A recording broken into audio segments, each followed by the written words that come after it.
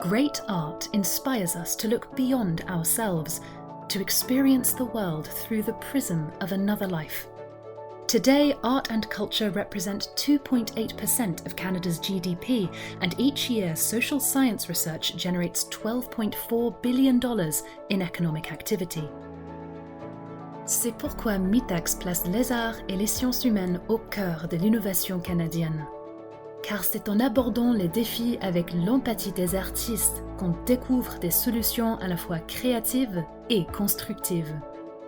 Let's meet a dynamic team of researchers, artists and educators who are using non-traditional methods to create a better world. It's challenging to measure the intangible, but I believe everything can be measured.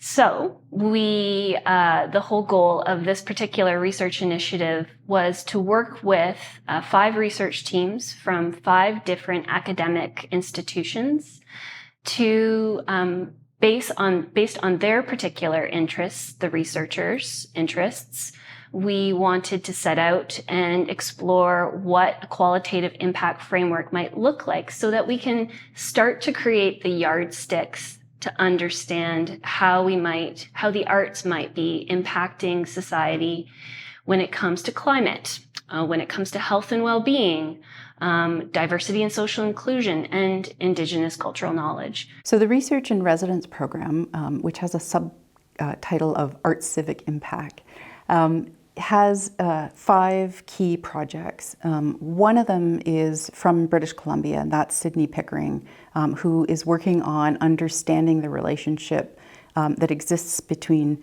Indigenous communities and all of the communities that came after. And that sounds really big.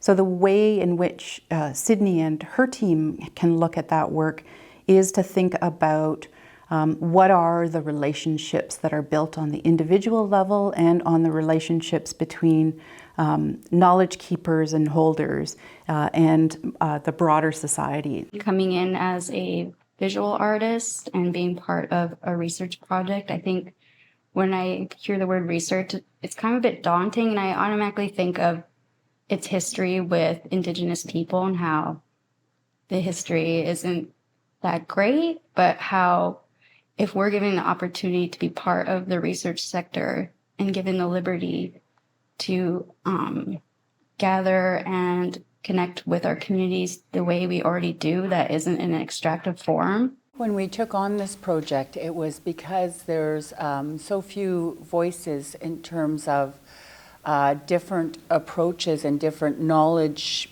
base and foundational ways of being.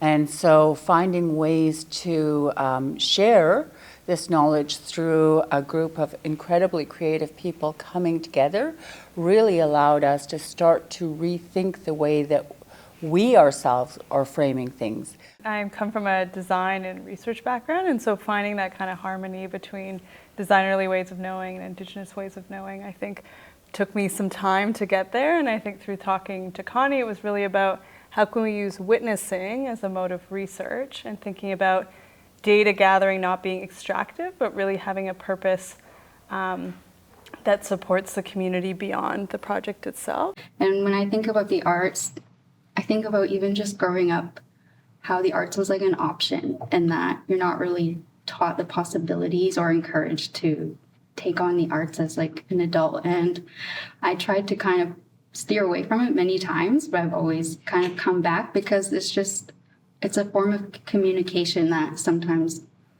no other way can do. Because for me, a big part of me coming back to my community was through land-based textile practices. And it was just really neat to be able to apply that within research and show people like the successes of coming together in that way and using our Indigenous methods and just like ways of being.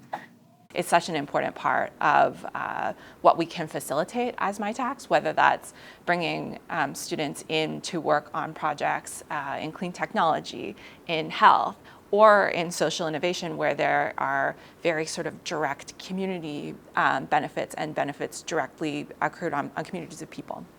I think that this is also the types of experiences that students are looking for when they're looking at engaging in a work-integrated learning opportunity.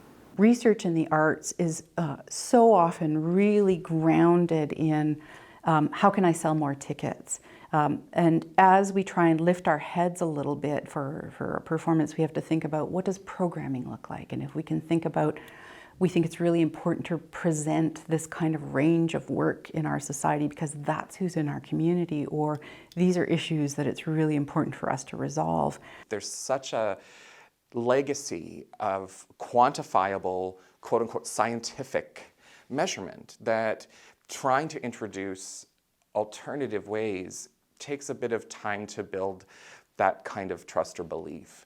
The other thing that it's gesturing to, and some of the researchers address this more head-on, is that those conventional metrics are really based in particular worldviews, and they really center around logic systems that don't account for other ways of knowing the world and existing in the world, and different ways of saying that these qualities, these things, these components are also important and also matter and are also worthy of attention.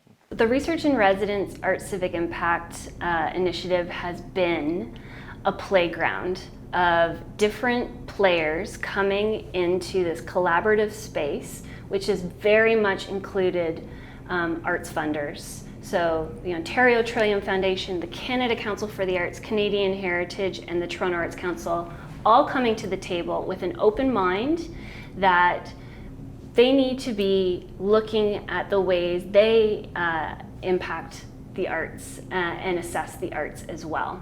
When we're only looking at conventional metrics like economic impact or number of jobs created, those are all really important things. But they aren't the totality of it. They aren't the entirety of the experience. And in order to really be able to do our jobs as advocates for the sector, as funders, as foundations, as doing community engaged work, it behooves us to really work to help articulate it.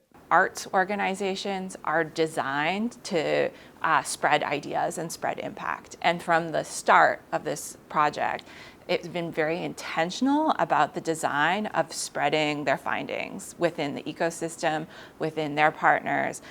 They've designed such a strong knowledge mobilization framework because the intention is to strengthen the entire sector, not to just assemble findings. It allowed us to respond to things that they were hoping to achieve, of like what's the impact of this project, in ways that weren't tied to numbers, weren't tied to demographics in the same way. It was like, how do we want to share impact back with the community? And I found that for me, as like a researcher, was always trying to fit into like final reports that grants want. You know, it was refreshing, I think, for us to have that framework to work within. Yeah. We are always tasked as a sector to prove our worth.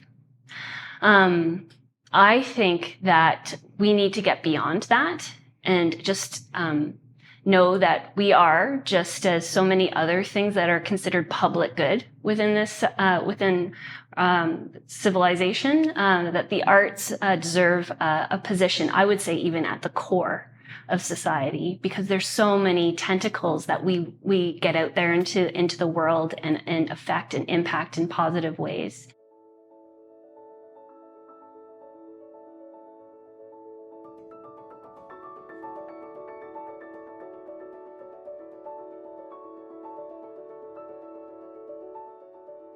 I think these type of research grants allows that living different way of existing to be celebrated. So we live it, and so by other people living it and of like-minded people coming together, we find ways that we can share it and not devalue it. With this capacity building, we start to realize that it infuses in everything. It's the way we take care of our environment. It's the way we take care of each other. It's that way of understanding that oneness is the foundation of really what we need to build in community, and that's what art and design gives access to.